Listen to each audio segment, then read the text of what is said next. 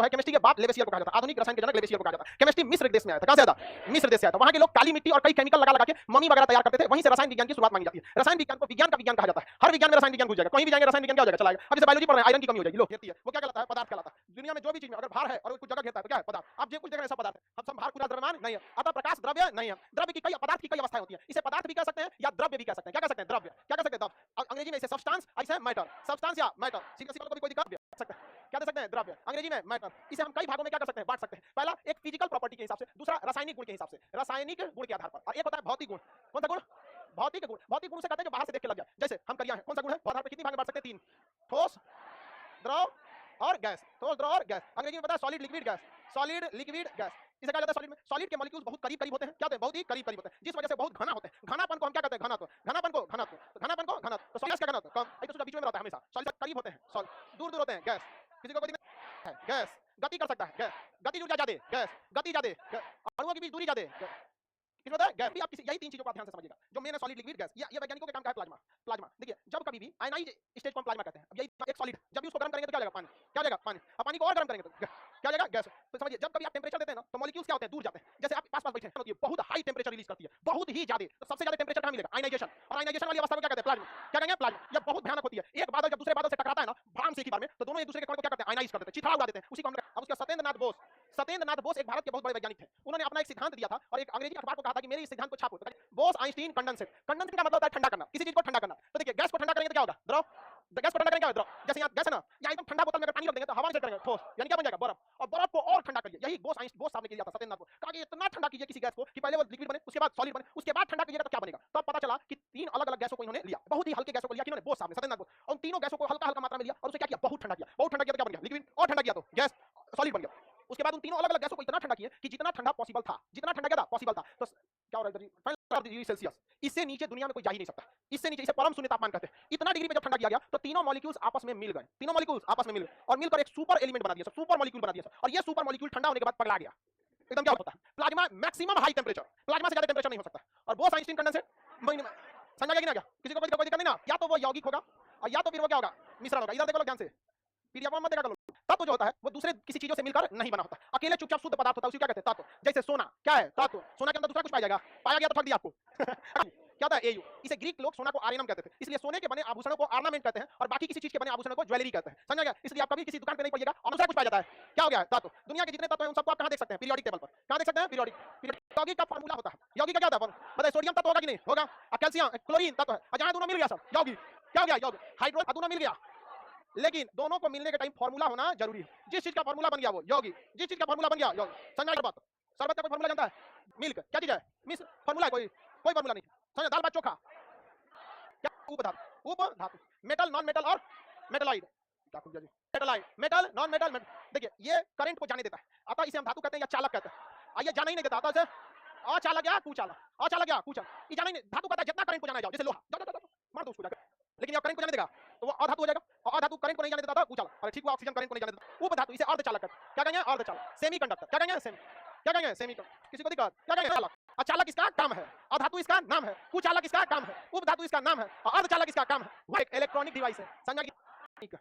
अकार्बनिक, दुनिया में ज्यादातर चीजें क्या है? कार्बनिक। क्या है? कार्बनिक। देखिए, और ये अकार्बनिक ले भैया, इसमें पढ़ने वाला कुछ नहीं। अकार्बनिक, इनऑर्गेनिक, ऑर्गेनिक है, इनऑर्गेनिक। ये बताइए, आपको मेरे को सवाल देते हैं, H2O बताइए क्या है? अंग्रेजी बोलो। हां, CO2 ऑर्गेनिक। देखिए, ये ऐसे C बराबर में खड़ा है। समझ गए? क्या है? ऑर्गेनिक। हो गया? जीनियस क्या कहलाएगा? जीनियस। हेटेरो छोड़ दी सब ना, सम होमोजीनियस। क्या हो गया? होमो। हम एक कटोरा फल काट लें, केला, सेब, नाशपाती, पपीता, अंगूर, आम, ऐसे हौड़ दे, क्या हो गया? 20। लेकिन उठा के जूस बनाने वाला मशीन में 5 मिनट कर मिक्स फ्रूट, क्या हो गया? समान। क्या हो गया? समान। समझ गए कि नहीं गया? क्या है? 20 समान। नमक का दाना पतला दिखेगा, चीनी का दाना मोटा, उबल। आई दोनों को लेके पानी में डाल के घोल दे। एक चीज आप देख रहे हैं, नहीं कर सकते हैं सॉल्यूशन, नहीं कर सकते हैं। तुमको मदारी कोई दिक्कत? भौतिक अवस्था में कितने बार में? 5। भौतिक रूप से 5। कौन कौन? Solid, liquid, Bose Einstein condensate. Chemical आधार पर देखेंगे तो किस आधार पर? 3 प्रकार से। अकेले फार्मूला है यौगिक, ऐसे घूम रहा है तो मिश्रण। क्या हो गया? मिश्रण। संग में कार्बन दिख गया, कार्बन नहीं दिखा, नहीं दिख रहे हैं। एक बार क्वेश्चन पूछा था रेलवे में कि वह मिश्रण जिसमें सभी भाग एक समान हो क्या कहलाता है? समान मिश्रण। आगे से अरहर दाल मसूर दाल मिलाए हैं, एक मुट्ठी उठाएं ताकि बिना ऑक्सीजन की उपस्थिति कोई भी चीज को जलाया नहीं जा सकता है। तो लेवेसियर ने ही इसकी सत्यता किया था। तो केमिस्ट्री के जनक किसे कहा जाएगा? लेवेसियर। केमिस्ट्री के जनक लेवेसियर। भारतीय रसायन शास्त्र के जनक पीसी राय। प्रफुल्ल राय भारतीय रसायन के जनक पीसी राय। भारतीय रसायन के जनक पीसी राय। पीसी राय रसायन शास्त्र के जनक। लेवेसियर पदार्थ है जो बिना ऑक्सीजन के जल सकता है। बाकी सारे पदार्थों को जलने के लिए ऑक्सीजन की जरूरत है। जर्कोनियम बिना ऑक्सीजन की उपस्थिति में भी जल सकता है। ऑक्सीजन की खोज जोसेफ प्रिस्टले ने किया था। किसने किया था? Joseph Presley. किसने किया? प्रिस्टले। रसायन शास्त्र के जनक लेवेसियर। रसायन शास्त्र के जनक पीसी राय। पीसी राय। रसायन विज्ञान का विज्ञान किसे कहते हैं? विज्ञान का विज्ञान रसायन शास्त्र। इसका कुछ किया था ऑक्सीजन का, और कहा था कि बिना ऑक्सीजन के कोई चीज जल नहीं सकता, लेकिन जर्कोनियम बिना ऑक्सीजन के भी जल सकता है। जर्कोनियम बिना ऑक्सीजन के जल सकता है। तो केमिस्ट्री के जनक भारतीय नाइट्रेट के जनक पीसी राय को कहा जाता है। नाइट्रेट विज्ञान के जनक पीसी राय को। भारत में नाइट्रेट का बहुत बड़ा रिसर्च किया था इन्होंने, पीसी राय ने। भारतीय अकार्बनिक है कि नहीं? कार्बन नहीं है तो अकार्बनिक, कार्बन आ गया तो CO3 carbon, CO3 CO2 carbon monoxide carbon, SO2 अकार्बन। तो ये कोई बहुत बड़ा चीज है? एल्युमिनियम, चांदी, सोना, कॉपर, ऑक्सीजन, सल्फर और धातु। तब धीरे धीरे सबका पढ़ते चल सिलिकॉन उप धातु। तो कितना सिंपल है। चल गया तो चाल नहीं जाता है, कुचालक जाता है तनी अर्धचालक, तनी तो अर्धचालक। सोचना हिंदी मीडियम की सब है, बोसान है, न्यूट्रिनो, एंटी न्यूट्रिनो, कई सारी चीजें होते हैं, लेकिन ये जो है ये हमेशा पाया ही पाया जाता है, बाकी कोई पाया जाए या ना पाया जाए। तो परमाणु के अंदर जो चीजें पाई जाती हैं उन्हें मौलिक कण कहते हैं। क्या कहते हैं? मौलिक, मूल कण, फंडामेंटल पार्टिकल्स। क्या कहेंगे? Fundamental particle. तो परमाणु के अंदर इलेक्ट्रॉन, प्रोटॉन, न्यूट्रॉन, क्या इसके अलावा भी फंडामेंटल पार्टिकल होते हैं? अभी ना बताएं, मेसान, पाई मेसान, न्यूट्रिनो, एंटी न्यूट्रिनो। तो बहुत सारे फंडामेंटल पार्टिकल्स पाए जाते हैं, लेकिन ये फंडामेंटल पार्टिकल बहुत ज्यादा फेमस है, ये हमेशा रहेगा ही रहेगा। जैसे सब्जी में प्याज पड़बे करेगा, बाकी मसाला का पता लेके कण। ये दो टाइप के होते हैं, एक अस्थायी पाए जाते हैं और एक अस्थायी, परमानेंट एंड टेम्परेरी। अस्थायी और अस्थायी। अस्थायी में कौन आ जाएगा? इलेक्ट्रॉन, प्रोटॉन और न्यूट्रॉन। इलेक्ट्रॉन, प्रोटॉन और न्यूट्रॉन। इसमें मेसान, पाई मेसान, बोसान, बाकी सब चीजें अस्थायी आते हैं। समझ गया? तो अस्थायी कण में तो नाभिक जो होता है सेंटर में होता है, इसमें प्रोटॉन और न्यूट्रॉन पाया जाता है। प्रोटॉन और न्यूट्रॉन। और बाहर में क्या पाया जाता है? इलेक्ट्रॉन जब भी पाया जाएगा कहां पाया जाएगा? बाहर में पाया जाता है। और अंदर में क्या पाया जाता है? Neutron, proton. क्या पाया जाएगा? तो ये नाभिक यानी न्यूक्लियस में पाए जाने वाले कणों को न्यूक्लियन कहा जाता है। क्या कहा जाता है? न्यूक्लियस। तो बताइए परमाणु के मौलिक कण में कौन कौन आएगा? Electron, proton, neutron, neutrino, anti neutrino, कुछ बोलते रहो, कुछ चलते रहेगा। परमाणु के नाभिक और इन्हें कहा जाता है न्यूक्लियन। क्या कहा जाएगा? न्यूक्लियन। तो बताइए कौन समझ गया? न्यूक्लियन कितने चीजों से मिलकर? कितने? नाभिक ज्यादा छोटा है कि परमाणु ज्यादा छोटा? नाभिक के बीच वाला भाग परमाणु, नाभिक के बीच वाला भाग वो उल्टा बोल दिया, मतलब होता है 1 10 के पावर -10 मीटर, -10। और अगर भाई अब बात करेंगे नाभिक की त्रिज्या, तो इसको फर्मी में नापा जाता है, बहुत छोटा होता है। किसमें नापा? फर्मी में। 1 फर्मी बराबर 10 के पावर -15 मीटर, -15 मीटर, मतलब 1 मीटर ये टुकड़ा ले लीजिए, ठीक है। और इस त्रिज्या फर्मी में, परमाणु की त्रिज्या, नाभिक की त्रिज्या, नाभिक की त्रिज्या, नाभिक की त्रिज्या और परमाणु की त्रिज्या।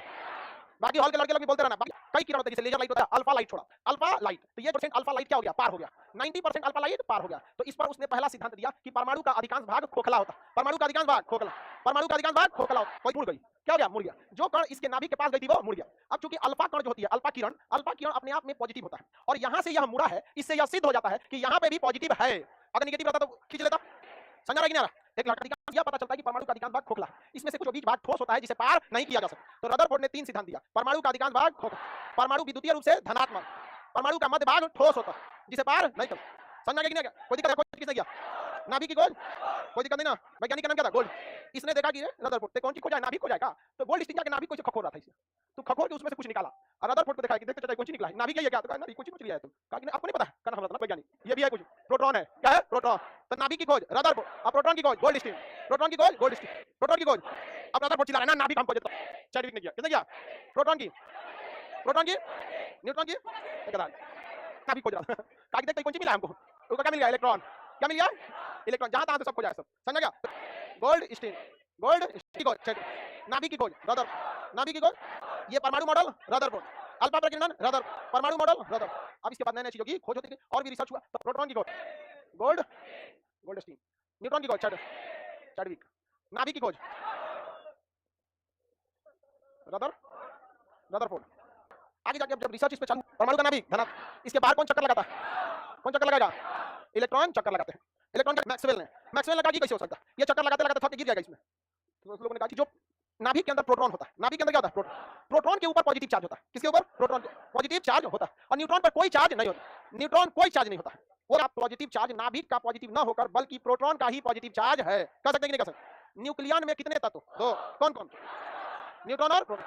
नाभिक का प्लस चार्ज कहां से आया? प्रोटॉन। और न्यूट्रॉन पर कैसा चार्ज? इलेक्ट्रॉन नहीं हो जाता। बोर ने समझा दिया कि देखिए हर एक परमाणु जो है, हर एक इलेक्ट्रॉन इसलिए घूमता है कि नाभिक पॉजिटिव होने के चक्कर में उसे नेगेटिव होने की वजह से खींचता है और ये उधर खिंचाना नहीं चाहता है। तो जब तक इसका प्लस जिंदा है और जब तक इसका माइनस जिंदा है, दोनों में खींचतान होते रहे और इसी खींचातानी के चक्कर में क्या होगा, घूमते रहे। अतः जिस कक्षा का इलेक्ट्रॉन है यदि उसी कक्षा में घूम रहा है तो वह ऊर्जा को लॉस नहीं करे, लेकिन अगर ये चक्कर पकड़ करके दूसरी कक्षा में चला गया, तब दूसरी कक्षा में जाएगा, तब ये अपनी ऊर्जा को खो देगा और वापस आके गिर जाएगा अपनी ओरिजिनल कक्षा में। और यहाँ आएगा तो घूमने के लिए मेहनत की जरूरत नहीं, क्योंकि यहाँ प्लस और माइनस क्या रहेगा, बैलेंस है। उसी तरह इस कक्षा का इलेक्ट्रॉन का प्लस माइनस इसी कक्षा के साथ क्या है, बैलेंस है। जैसे कोई विद्यार्थी है 8वीं कक्षा, बोरबरी ने, किसने दिया, बोरबरी, किसने, बोर नहीं है, जबकि मैक्सवेल ने कहा था कि रदरफोर्ड गलत बोल रहा है। देखिए मॉडल तैयार किया रदरफोर्ड, लेकिन रदरफोर्ड समझा ही नहीं पाया क्या हो रहा है। रदरफोर्ड कहा था कि इलेक्ट्रॉन थकते नहीं है सब। बस सुनिए ध्यान से, जब कोई इलेक्ट्रॉन अपनी कक्षा को छोड़कर अपने से उप कक्षा में जाना चाहे तो उसे अधिक ऊर्जा लेना पड़ेगा या अपनी ऊर्जा को खोना पड़ेगा।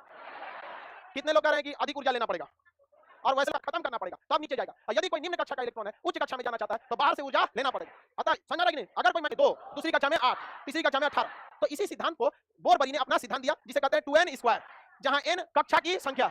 यदि पहली कक्षा की बात करेंगे तो n के जगह पे 1, n के जगह पे 1, तो 1 का स्क्वायर 1 और उसमें 2 का गुणा करेंगे 2, तो पहली कक्षा में 2। अगर दूसरी कक्षा की बात करेंगे तो n बराबर 2, दूसरी कक्षा के लिए n बराबर 2, तो 2 का स्क्वायर 4, 4 दूनी 8, तीसरी कक्षा के लिए n का मान 3, 3 तरीके 9, 9 तरीके 18, इसमें कितना चल गया 18। समझा कि नहीं। 4 के लिए की त्रिज्या एंगस्ट्रॉम में नापते हैं या फर्मी में, 1 फर्मी बराबर 10 के पावर माइनस 1 एंगस्ट्रॉम बराबर 10 के।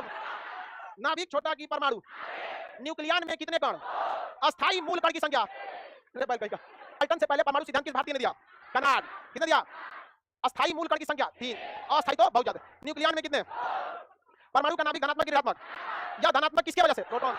न्यूट्रॉन पे कोई चार्ज होता है, न्यूट्रॉन की खोज, न्यूट्रॉन की खोज। अल्फा प्रकीर्णन में किस धातु का नाभिक लिया गया, सोना का, किसका, जो सोना आभूषण में पहने गोल्ड। नाभिक का अधिकांश भाग भरा हुआ या खोखला। के अनुसार इलेक्ट्रॉन को रुकना चाहिए या गिर जाना चाहिए, किसने व्याख्या किया, बोरबरी के परमाणु मॉडल के अनुसार अगर कोई इलेक्ट्रॉन निम्न कक्षा को छोड़ के उच्च में जाएगा तो ऊर्जा को और कब तक बाहर आएगा, जब तक ऊर्जा को खो नहीं दे, और खोने के बाद वापस। हाँ ना, बोरबरी ने कक्षा में इलेक्ट्रॉनों को भरने के लिए कौन सा फार्मूला दिया, 2n स्क्वायर, पहली कक्षा में, दूसरी कक्षा में, तीसरी कक्षा, चौथी में, पांचवी में। न्यूट्रॉन सबसे भारी, इससे हल्का प्रोटॉन और सबसे हल्का, इसीलिए ना चक्कर पकड़ करता है। हल्का चीज फटाफट क्या कर लेती है, चक्कर लगा। सबसे हल्का, सबसे हल्का, सबसे भारी, बीच में, बीच में भारी हल्का बता सकते हैं, किसी को दिक्कत नहीं ना। कोई मूल कण है, जैसे अगर इलेक्ट्रॉन आ गया और पॉजिट्रॉन आ गया, दोनों एक दूसरे को क्या करते हैं, खत्म कर देंगे। तो वैसे कण जो एक दूसरे को नष्ट कर देते हैं क्या कहलाते हैं, एंटी पार्टिकल, हिंदी में प्रतिकण कहते हैं। क्या कहते हैं, प्रतिकण। इलेक्ट्रॉन का प्रतिकण कौन होता है, पॉजिट्रॉन। क्या होता है, क्या होता है, पॉजिट्रॉन। समझ रहा है कि नहीं रहा, उनकी कक्षा में इलेक्ट्रॉनों को संयोजित करने के लिए बोरबरी बनते हैं, बोरबरी, कोई दिक्कत है।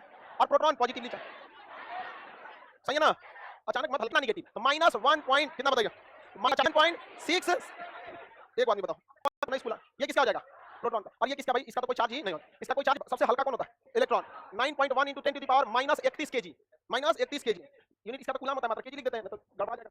इसका किसका, प्रोटॉन, × 10 to the power -27। आगे बढ़े, गलती से 6 लिख दिया, 1.6725 × 10 to the power -7। इसका सबसे ज्यादा भारी होता है कौन, न्यूट्रॉन, 1.67, देखिए लगभग बराबर 48। अब थोड़ा सा ज्यादा हो गया ना, यहाँ 2 पाई, यहाँ क्या है 48 × 10 to the power -27 kg। ये किसका बार हो गया, न्यूट्रॉन। ये आपको याद रखना बहुत जरूरी है, एब्सोल्यूट राइट, कोई दिक्कत नहीं ना। आगे बढ़ता है, क्या होता है, एटॉमिक मास यूनिट, मतलब किसी से तुलना करके। क्या किया जाता है, किसी से तुलना करके जब आपका द्रव्यमान बताया जाता है तो उसे रिलेटिव मास कहा जाता है। जैसे हमारा एब्सोल्यूट मास जैसे लेते हैं तुलना करने के लिए, जिसे हम लोग एएमयू या एटॉमिक मास यूनिट कहते हैं, वो होता है 1.6 × 10 to the power -27 kg, -27 kg। अतः अब हमें किसी की भी तुलना करानी है केमिस्ट्री में तो हम कार्बन परमाणु के टुकड़ा से कराएंगे, तो उसे हम क्या कहेंगे, एटॉमिक मास यूनिट। कितना होता है, 1.6 × 10 to the power -7 मिलेगा। Absolute value 1.6725 × 10 to the power -7। अतः अगर आप प्रोटॉन की बात करेंगे तो अगर आप इन 3 अक्षर को नहीं देखिए, इन 3 अक्षर को नहीं देखिए, तो 1.6 × 10 to the power -7 लगभग बराबर है कि नहीं है, लगभग बराबर है, तनिया सा ना ज्यादा है। तो यह कितना, ये तो हो गया एब्सोल्यूट वैल्यू। और अगर रिलेटिव करिएगा तो लगभग 1 या तनी सा ज्यादा आएगा, तो ये होता है 1.007, लगभग बराबर है। भाई दशमलव में तो तनी सा 3 अक्षर ज्यादा है, बाकी तो बराबर है, नहीं समझ आया तो बताइए। कार्बन पूरे जगह अगुआ घूमते रहता है जहां तक, इसलिए उसी से थोड़ा सा ज्यादा। देखिए 6 7 तो इसमें भी है, 6 7 इसमें 25 है, इसमें तनी सा ज्यादा, वो भी दशमलव में तीसरा चौथा अंक में अंतर, कोई खास अंतर नहीं आता। तो ये भी लगभग उतना ही आएगा, 1.008। कितना हो गया, 8, कोई दिक्कत है किसी को। 1.0 एटॉमिक मास यूनिट से भी हल्का होता है, क्योंकि इसको -31 टुकड़ा हो रहा है और इसका 27 टुकड़ा हो रहा है, तो ये तो और हल्का होगा। समझा कि नहीं हल्का, मेन जिससे तुलना कराना है उससे भी कम होगा। तो ये दशमलव में आएगा या फिर 0.005। अब ये भाग देके आप निकालिएगा, आपका आंसर उतना ही आएगा, 0.005। 1. जैसे दाल चावल रोटी कितने तत्व हैं, कितने कौन कौन, न्यूट्रॉन और प्रोटॉन। समझ रहा है कि कोई दिक्कत, पॉइंट कितना बताइए, कितने लोग बता सकते हैं इसका चार्ज कितना होता है, -1.6। एक बात नहीं बताओ बाबू, एक चीज ध्यान रखिएगा, इसमें इंग्लिश और हिंदी, जो इंग्लिश मीडियम वाले उन्हें हिंदी भी देखते रहिएगा, जो हिंदी वाले उन्हें इंग्लिश भी देखते रहिएगा, क्योंकि वह नंबर होता है जो किसी भी परमाणु के अंदर प्रोटॉनों की संख्या को बताता है। किसे बताता है, प्रोटॉन की संख्या को बताता है। तो परमाणु क्रमांक किसे बताता है? प्रोटॉन। जैसे हम यहाँ लिख देते हैं सोडियम 23। तो यहाँ एक चीज समझिए, अब शुरुआत है तो इसको समझिएगा। जब भी हम कोई तत्व लिखते हैं तो उसके नीचे वाला संख्या परमाणु क्रमांक बताता है, परमाणु क्रमांक। और परमाणु भार ऊपर वाली संख्या, याद रखने का तरीका, भार हमेशा 40 इलेक्ट्रॉनों की संख्या है। तो हमको ये भी कह देना चाहिए कि परमाणु क्रमांक इलेक्ट्रॉनों की भी संख्या है। कहने में कोई दिक्कत नहीं है, आंसर भी सेम आएगा। लेकिन कभी आवारा कण कहा जाता है, ये जहां तहां चक्कर पकड़ करते रहता है। मतलब किसी तत्व का परमाणु क्रमांक दर्शाता है। ऑप्शन ए पे ही लिखा रहेगा इलेक्ट्रॉनों की संख्या, गड़बड़ हो जाएगा, आंसर आ जाएगा इलेक्ट्रॉनों की संख्या पे। लेकिन वो आंसर तब तक ही सही रहेगा जब तक इलेक्ट्रॉन चक्कर पकड़ नहीं किया, सोचो तो भाग जाता है इलेक्ट्रॉन, गड़बड़ हो जाएगा। ये किसे दर्शा रहा है?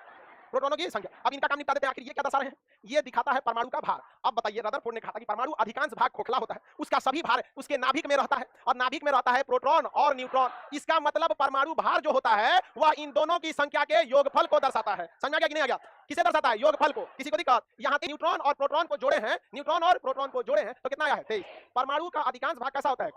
उसका समस्त भार कहाँ होता है? नाभिक।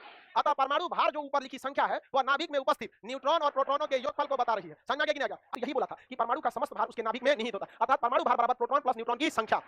क्यों? किसी तत्व के परमाणु का भार क्या होता है? एक। तो ऐसे चीजों को हम समभारित कहते हैं। आइसो बार क्या कहेंगे? आइसो। इनका क्या समान? भार समान था। इनका क्या समान था? भार। अब जैसे होता है इसका भार 12 होता है, आइगो कार्बन 6 होता है, इसका भार 14 होता है। क्या भार समान है? लेकिन क्या समान है? कर्मा क्या समान है? परमाणु। ये वाला शरीफ होता है, ये वाला शरीफ होता है, और ये खचरा होता है बहुत। कार्बन को समस्थानिक कहते हैं, क्योंकि पीरियोडिक टेबल पर आपका स्थान आपके परमाणु संख्या के आधार पर दिया जाता है। अतः इन्हें समस्थानिक कहते हैं। क्या कहेंगे? आइसो क्या कहेंगे? आइसोटॉप्स। किसी को अर्थात प्रोटॉनों की संख्या। देखिए आप पढ़ना एक समस्थानिक है, ऑप्शन बी पे लिखा रहता है प्रोटॉनों की संख्या समान होती है। बात बराबर ही है, लेकिन घुमा के बोलता है यहाँ पर, कोई दिक्कत? इलेक्ट्रॉनों की संख्या समान हो गई तो क्या बन गया? सम इलेक्ट्रॉन। क्या बन गया? सम इलेक्ट्रॉन। आइसो इलेक्ट्रॉनिक क्या कहेंगे? Iso electronic. इसका अलग से नाम नहीं है, इसका कहां गया? ऊपर भाग, इसमें दिक्कत नहीं था, इसमें हर वो इंसान बना सकता था जो मोतियाबिंद नहीं है।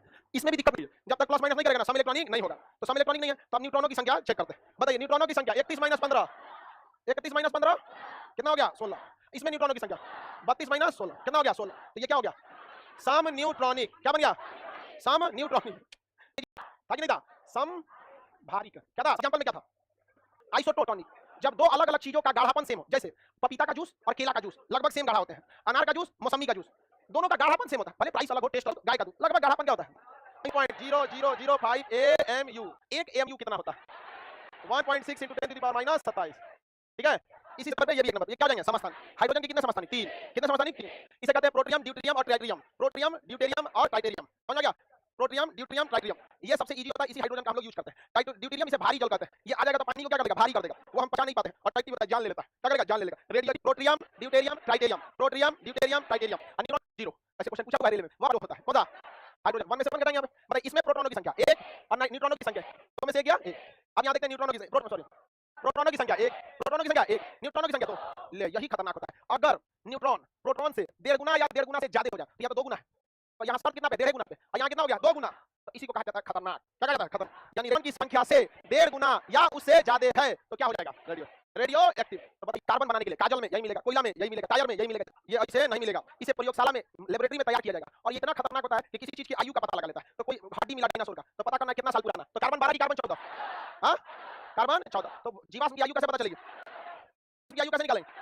कार्बन 14 से। किसी को दिक्कत नहीं ना? अब यूरेनियम भी देखिएगा, यूरेनियम 92,234 होता है, आएगा 92,235 होता है, 235। परमाणु बम में भड़का सकते हैं इसको, और इस 92,235 की मदद से हम चट्टानों की आयु निकाल सकते हैं। जो पहले जिंदा था और मर गया तो अब उसे कहेंगे जीवाश्म, यानी जीव का अंश, मतलब जो जिंदा ही नहीं था। जैसे पहाड़, उल्का पिंड, चंद्रमा, ये सब की आयु यूरेनियम 235। चंद्रमा की आयु यूरेनियम 235, चट्टानों की आयु यूरेनियम 235। किसी पुराण का हड्डी उट्टी का पता कर। हाँ, सिमिलर। पृथ्वी से उल्का पिंड गिरा है, यूरेनियम 235। यूज है कि नहीं है? अलग 131 है, 131 के लिए आयोडीन। तो समस्थानिकों के अलग अलग यूज होते हैं। आप सब लोग न्यूट्रॉन और प्रोटॉन, न्यूट्रॉन और प्रोटॉन, न्यूट्रॉन और प्रोटॉन। इलेक्ट्रॉन बाहर क्या करता है? चक्कर। इलेक्ट्रॉन बाहर जगह। अपनी कक्षा में चक्कर लगाने पे क्या ऊर्जा का ह्रास होगा? ऊर्जा का ह्रास होगा। लेकिन उच्च कक्षा में जाएगा तो ऊर्जा ग्रहण करे, ग्रहण करने के बाद ही जाएगा, और जब तक ऊर्जा की हानि ना कर दे लौट कर नहीं आएगा, लौट कर नहीं आएगा। समझ में नहीं आएगा? इसका फार्मूला क्या था? 2n²। क्या ये देखिए KLMN, ये कक्षाओं के क्या होते हैं नाम? KLMN। पहली कक्षा को K, दूसरी कक्षा को L, तीसरी कक्षा को M, चौथी को M। यानी कक्षा का नामकरण किस अक्षर से चालू होता है? K से। अब ये वैज्ञानिकों का, रसायन वैज्ञानिकों का सम्मेलन बैठा था, जहां ये डिसाइड किया गया कि किससे इसका नंबर स्टार्ट है। तो इसे कोष भी कहते हैं। क्या कहते हैं? कोष। ऐसे क्या कहेंगे? सेल। क्या कहेंगे? सेल। क्या कहेंगे? सेल। कक्षा या सेल कहेंगे। बताइए, तो कक्षा तो बताइए, उप कक्षा बताना है ना? क्या बताना है? उप, कब सेल या सब ऑर्बिट, तब सेल या सब ऑर्बिट, तब सेल या सब ऑर्बिट। हर एक कक्षा के पास अपनी क्या होती है? उप कक्षा, जिसका नामकरण SPDF से करते हैं। क्या कहते हैं? SPDF। क्या कहते हैं? SPDF। कोई दिक्कत नहीं ना? उप कक्षा का नामकरण SPDF, SPDF। कोई दिक्कत नहीं ना? उप कक्षा का नाम। अब इसमें कितने इलेक्ट्रॉन आते हैं तो देखिएगा, पहली कक्षा में 2, अब इसमें 4 जोड़िए, कितना हो गया 6, फिर 4 जोड़िए, कितना हो जाएगा 10, फिर 4 जोड़िए, कितना हो गया 4। तो उप कक्षा को समझ में आ गया कि नहीं? क्या उप कक्षा में 2n स्क्वायर में जाएगा? नहीं। उप कक्षा में 2n स्क्वायर नहीं। इसको अच्छे से समझिएगा, इलेक्ट्रॉनिक कॉन्फ़िगरेशन के समय बहुत मदद करेगा। 1s2 2s2 2p 6 इसमें 4, कितना हो गया 4, किसी को कोई दिक्कत नहीं ना? इसमें कितना खंड, 1, इसमें 2, इसमें 4, 1 2 3 4, ये डबल टाइप का दिख रहा है। और इस क्वेश्चन में अगर फंस जाइए ना, दिमाग p में, d में, d में, f में 5, f में 5, f में कितना आता है 5, f में 5, तो इधर f में कितना आता है 5, किसी को दिक्कत नहीं ना? भाई p में, d में, f में 5, किसी को दिक्कत नहीं ना? ये इसका स्ट्रक्चर में डमरू की संख्या पूछेगा बता देंगे ना। लेकिन अगर संख्या पूछेगा तो s में 2, ये इलेक्ट्रॉनों की संख्या, s में कितने इलेक्ट्रॉन, तो p में 6, d में 10, f में 4, स्ट्रक्चर क्या कहते हैं, s में कितना डमरू है, p में 2, f में 5, d में 6, s में, f में, d में, p में ऑर्बिट, ये क्या था s p d f, दोनों में अंतर, वो कैपिटल ये स्मॉल, कैपिटल ऑर्बिटल, कक्षक या ऑर्बिटल, ऑर्बिटल कक्षक। इस बहुत तेज चक्कर लगाते हैं ना, एक बादल की तरह बना लेते हैं, क्या कहते हैं बादल, घना बादल की तरह इलेक्ट्रॉन क्या करते हैं, चक्कर लगाने की वजह से बना लेते हैं, जिसे हम लोग क्या कहते हैं कक्षक। कक्षक को हम किससे दिखाते हैं, बॉक्स से, किससे दिखाते हैं बॉक्स, किससे दिखाएंगे बॉक्स। तो कक्षक को किससे दिखाएंगे, ये वो बनेगा कि कहीं कहीं ये 3 को बॉक्स बन जाता है, कहीं कहीं ये कहीं कहीं ये 5 को बॉक्स बन जाता है, कभी कभी ये 7 को बॉक्स बन जाता है। तो बक्सा की संख्या एसपीडीएफ की ठीक आधी होती है, बक्सा की संख्या एसपीडीएफ की, अभी नहीं समझना, अभी समझना, देखो एस मेरा 2 का आधा 1, तो एस के लिए क्या को बक्सा, एस के लिए पी में क्या को इलेक्ट्रॉन 2, तो पी के लिए क्या को बक्सा 3, कितना 3, तभी ना 3 दूनी 6 होगा, आधा डी में कितना 10, 10 का आधा 5, तो क्या को बक्सा 1 2 3 4 5, नहीं आधा टेंशन नहीं लीजिए, समझिए एक बक्सा है, एक का मुंह ऊपर एक का मुंह नीचे, जैसे हम लोग जूता रखते हैं ना, एक बक्सा नहीं भैया, इसके लिए और कैंची लगेगा इसको, तो ये हो गया क्या जी कक्षा। अब बताइए इसमें इलेक्ट्रॉनों की संख्या 2 8 18 32, समझ गया क्या। अब इसके लिए एसपीडीएफ लगाते हैं, लगा जाए तो बताइए अगर हमें केवल 2 इलेक्ट्रॉनों को हटाना है तो एस बहुत है, यहाँ 8 को हटाना है तो एस और पी, 2 को ले जाएगा एस और 6 को ले जाएगा पी, तो बताइए एल के लिए एस पी, लेकिन और आगे बढ़ेंगे तो एस पी डी, देखिए 10 इसमें 6 इसमें, 10 6 16 2 18, नहीं समझा, हाँ तो उस हिसाब से इसमें एस पी डी एफ, समझा। इसको इसमें ये वाला तो है ही है, तो एस अपना एक बक्सा लेगा, साथ ही साथ पी है या अपना 3 को बक्सा लेकर जाएगा, कितना बक्सा लेगा, उसी हिसाब से 2 एक बक्सा इसको, 3 को बक्सा इसको, 5 को बक्सा इसको, तो छोटे छोटे बक्सा हटाते हैं। एक और ये किसके लिए, विपरीत चक्रण में इलेक्ट्रॉनों का जोड़ा लगना चालू होगा, किसने कहा था, किसी को कोई दिया कक्षा, एसपीडीएफ उप कक्षा, हाई बक्सा कक्षक, रिएक्टिव है इसे नॉन रिएक्टिव, निष्क्रिय इसे नॉन रिएक्टिव, निष्क्रिय अक्रिय कहा जाता है, इनर्ट या इसे कहा जाता है एकदम शांत एकदम, इसी को कहा जाता है जीरो ग्रुप, इसी को कहा जाता है इनर्ट गैस, इसी को कहा जाता है नोबल गैस। नोबल मतलब किसी से कोई रिएक्शन नहीं, किसी से कोई रिएक्शन क्या दे देना पड़ेगा, तो ये हो जाएगा क्या चीज 4s1 और 3d5, 3d5 बस समझ में गया, तो 3d9 आया है लास्ट में, सब लोगों का सही है। चलो देखो अभी कई को कर रहा है सब नहीं, हम 2p 3s 3p, देखिए 3s के बाद 3p और 3p के बाद 4s और 4s के बाद 3d कितना ही हो गया 6 10 2 12 6 18 2 20 और 20 और 9 29। स्टेबिलिटी का दिक्कत नहीं आता तब तो ठीक था, मेन प्रॉब्लम आ रहा है डी सब सेल के स्टेबिलिटी से, वो 4 और 9 पे स्टेबल नहीं रहती। अभी जब हम आपको पाउली का अपवर्जन नियम कि आखिर ये डी सब सेल में क्या क्या रूल रेगुलेशन होते हैं, पहले ये 9 पे स्टेबल रहेगा, क्या आपके पास कोई एक्स्ट्रा इलेक्ट्रॉन बचा है, नहीं आपके पास एक्स्ट्रा इलेक्ट्रॉन भी नहीं बचा है, और जहां पे ये ससुरा जाके खत्म हुआ है वो अनस्टेबल है, 9 और 4 उसको लास्ट में चाहिए ही नहीं, डी को 9 और 4 नहीं चाहिए, और खत्म हुआ जाके कितना है 9, बाहर से इलेक्ट्रॉन ले नहीं सकते क्योंकि 29 29 इलेक्ट्रॉन खत्म हो गया, तो जब बाहर से नहीं ले सकते तो अंदर से कर्जा मांगिए, तो कर्जा कौन देगा, एस के पास क्या को, तो एक हो जाएगा 3d10, ये वाला गलत है, ये वाला गलत, कई को लगता है, तो कक्षा उसकी 2 उप कक्षा पी 7वां का थुथुर, तो 5वां 6वां 7 थुथुर, जैसे एक इलेक्ट्रॉन लेंगे तो ये पूरा बक्सा में 2 था, एक बोलेंगे तो आधा कहेंगे, तो अगर थुथुर ऊपर तो +1/2 और थुथुर नीचे तो -1/2 थुथुर, अच्छा +1 क्यों नहीं लिखे, क्रम संख्या 4 होते हैं, एक कक्षा को बताता है, एक उप कक्षा को बताता है, एक कक्षक को बताता है, एक थुथुर को बताता है कि थुथुर ऊपर की थुथुर नीचे। प्रिंसिपल क्वांटम संख्या n, प्रिंसिपल क्वांटम संख्या n ये कक्षा को बताता है, किसे बताता है, दूसरा होता है एजीमुथल क्वांटम संख्या, उसे l से दिखाता है, यह उप कक्षा को बताता है, किसे बताता है, प्रिंसिपल क्वांटम नंबर कक्षा, अरे कक्षा बोल इसको n नहीं किससे दर्शाते हैं,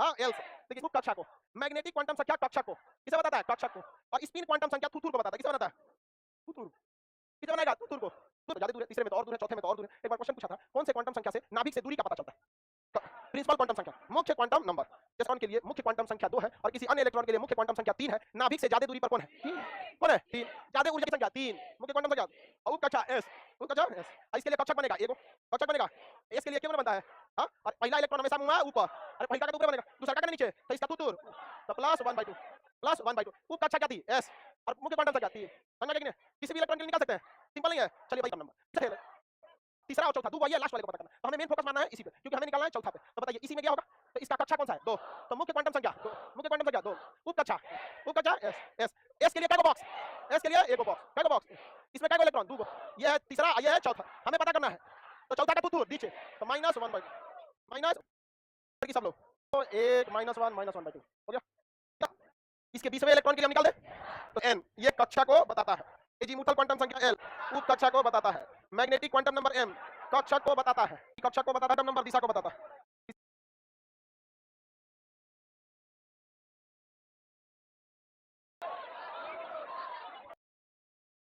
तो एकदम दूर ले जाके पता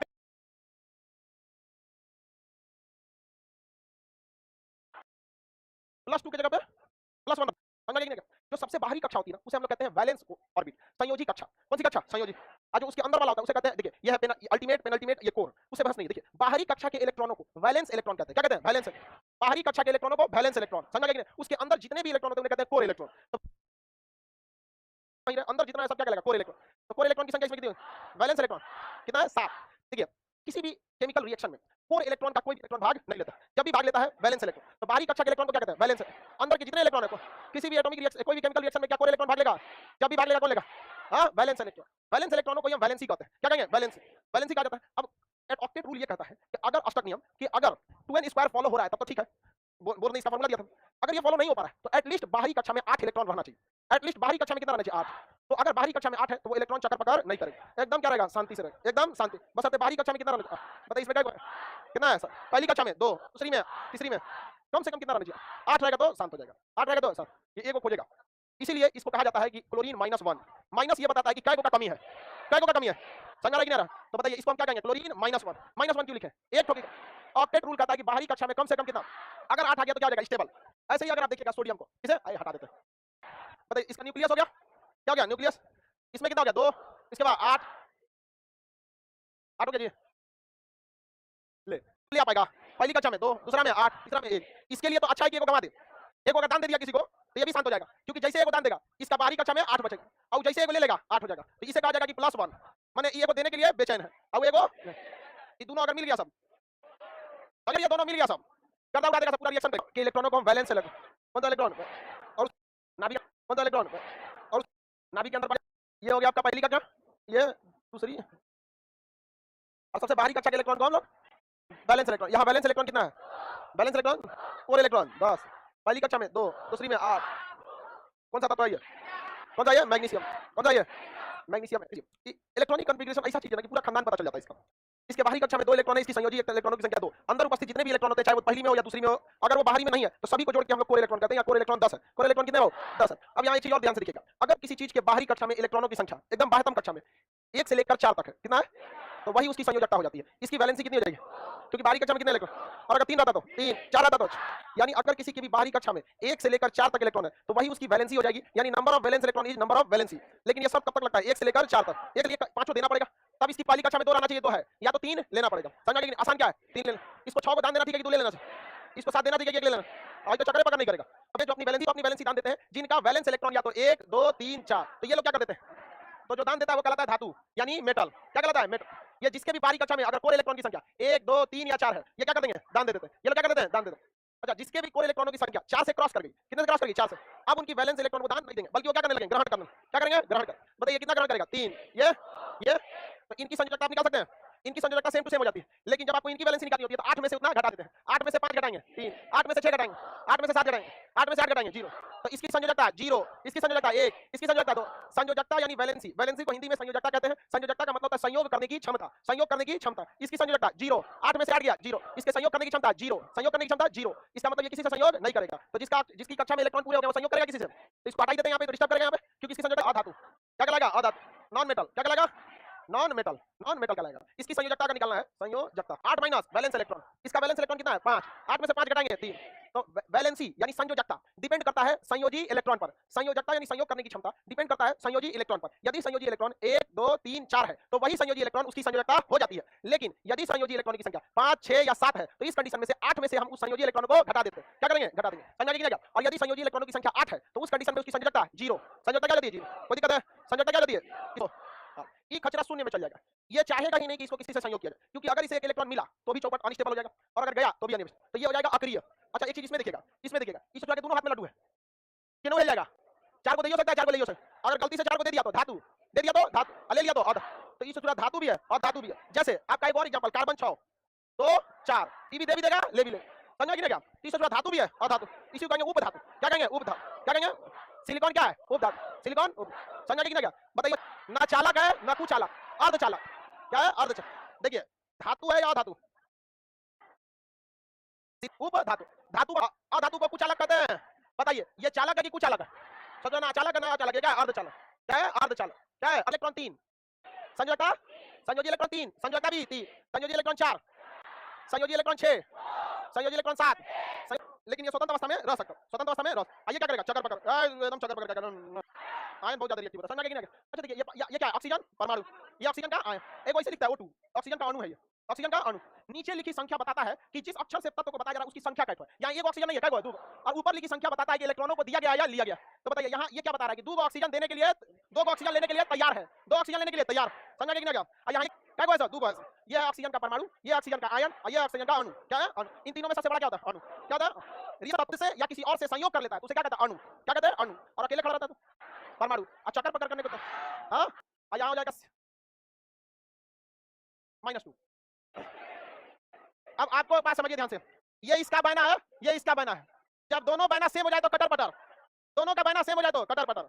लिखना चाहिए Ca2 तो सीधे इसका बहना सेम है, कटर पटर CaCO3, CaCO3। अब इस टाइप का आपको पीडीएफ मिलेगा, ये आपको देखते रहना है। सिल्वर ब्रोमाइड, चुनाव के बाद सिल्वर ब्रोमाइड की स्याही लगाई जाए, समझा कि नहीं? AgI सिल्वर आयोडाइड, वर्षा कराने के लिए हवा में सिल्वर आयोडाइड छोड़ देंगे ना तो बादलों को सटा देता है, जैसे बादल सटेगा बारिश होगी। क्लोराइड AgCl, यह भी एक टाइप का नमक है, खाएंगे तो मर जाएंगे, आगे देखिए नुकसान करेगा, ये अच्छा नमक नहीं है। अच्छा ये माइनस, देखिए इसे नाइट्रेट कहते हैं, NO3-1, इसे क्या कहते हैं? नाइट्रेट। बाबू इधर देखो ध्यान से, NO3 सिल्वर नाइट्रेट। क्या हो गया? सिल्वर। किसी को कोई दिक्कत? चुनाव के लिए ये है। सिल्वर ब्रोमाइड शीशा के पीछे कलाई के लिए, शीशा के पीछे कलाई करना। आप बना सकते हैं कि नहीं बना सकते? ये अभी देख के बनाइए। अब बनाने का क्यों बनाना है? क्या करना है? Copper nitrate. ध्यान से समझो, Cu ये माइनस इसके आगे आएगा, क्या 1 लिखा जाता है? नहीं, NO3 ये 2 आएगा। आप ध्यान से समझो, अगर 2 लिख देंगे 1732 बन जाएगा, तो इसको बोरा में भर दो। इसे कहते हैं होल ट्वाइस। ऊपर आएगा तो होल स्क्वायर, नीचे आएगा तो होल ट्वाइस, ऊपर आएगा तो। अच्छा ये 4 होता है ना, SO3। हाँ ये देखिए सल्फेट का होता है, कट जाएगा -2 + 2 दोनों का सेम है, बस -1 CuSO कॉपर सल्फेट। ये नीला रंग का दिखता है इसलिए इसे नीला थोथा कहते हैं। क्या कहते हैं इसको? यहाँ से और इसमें से कुछ ले सकते हैं। इसमें एसीटेट लेना है, क्या लेना है? एसीटेट। तो ले लीजिए, एसीटेट का फार्मूला आता है CH3COOH, CH3COOH -1। तो अब आपको क्या हो जाएगा? होल्ट। इस पूरे पे क्या लग जाएगा? होल्ट। क्या हो गया? होल्ट। इसका बहना इन सब के आगे, इसका बहना इस सब के आगे, ये +1 है कोई मतलब ही नहीं है। अब ये इसके सामने आएगा Al2CO3, ये यहाँ लिख देंगे 33 हो जाएगा। होल थ्राइड। जब भी यहाँ MnO4, देखिए O4 पर क्या था? पोटेशियम पर मैग्नेट, पोटेशियम पर मैग्नेट, KBrO4, पोटेशियम पर ब्रोमेट, के सोडियम पर ब्रोमेट भी हो सकता है। तो आपको ब्रोमेट, हाइपर ब्रोमेट, एक होता है हाइपर ब्रोमेट। तो ब्रोमाइड, ब्रोमेट, पर ब्रोमेट, हाइपर ब्रोमेट, दोनों में खास ज्यादा अंतर नहीं है। जैसे देखिए अगर BrO4 किया तो पर ब्रोमेट, BrO3 किया तो ब्रोमेट, BrO2 किया तो ब्रोमाइड, BrO किया तो हाइपर ब्रोमाइड, खाली Br कर दिया तो ब्रोमाइड। तो एक से कितना लिया तो एक और bromide, BrO, BrO2, BrO3, BrO4। हां अगला सब कुछ जोड़ते रहिएगा। बताइए बताइए, bromide, sodium bromate, sodium bromide, तो है ब्रोमाइड, समझ गया? सोडियम हाइपर ब्रोमाइड, आइए सोडियम ब्रोमाइड, कोई दिक्कत? -2 लो बना भाई, देखो बाबू हाइपर। अच्छा कोई बात नहीं, बनाएंगे लोगों। 4 है तो पर आयोडेट, पर आयोडेट। O3 है तो आयोडेट, O2 आयो2 है तो हाइपो।